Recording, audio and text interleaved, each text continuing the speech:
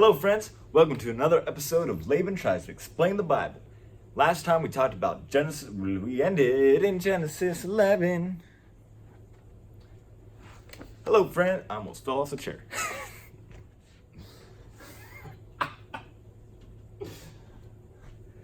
Hello friends, welcome to another episode of Laban Tries to Explain the Bible.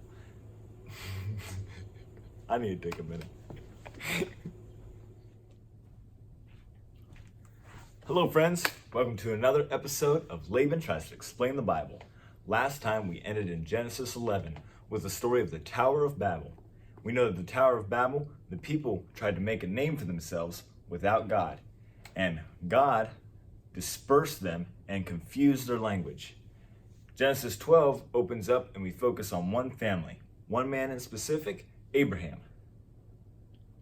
Not that Abraham. Abraham. The one you sing the song about. Father Abraham. All right, so Abraham is told by God to go, to leave his land.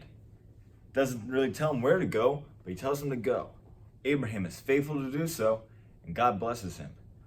God establishes a covenant with Abraham in Genesis 15.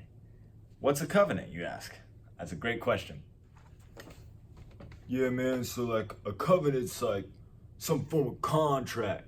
Like a contract you make with someone, like you go to like build something. Yeah, one person signs it to say you're going to do something. You have like two kinds of contracts. One of them is like unconditional, where it's just one side doing something, the other side really doesn't have to do anything. And the other one's like two parties like agreeing on something. Yeah, covenant's kind of like that. Yeah. Thanks, friend. So God establishes a covenant with Abraham and tells him that he's going to bless him with land, family, blessings upon him, and curses upon those who oppose him. Abraham is an old man. He doesn't have any sons. How is he going to have a big family?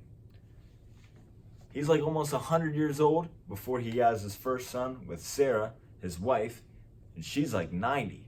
They name his son Isaac. And Isaac was given to them by God. But God asked Abraham to sacrifice Isaac to God. So Genesis 22 tells us that Abraham followed God and was going to sacrifice his son, Isaac.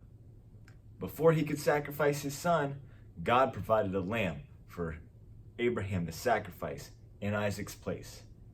This is a good picture of what Jesus is for us. He is a lamb that is sacrificed in our place on our behalf, so we don't have to. Father Abraham had many sons. Many sons had Father Abraham. I am one of them, and so are you. So let's just praise the Lord. Right arm, left arm. Father Abraham had many sons. Many sons had Father Abraham. I am one of them, and so are you.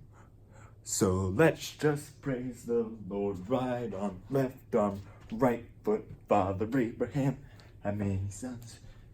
Many sons had Father Abraham.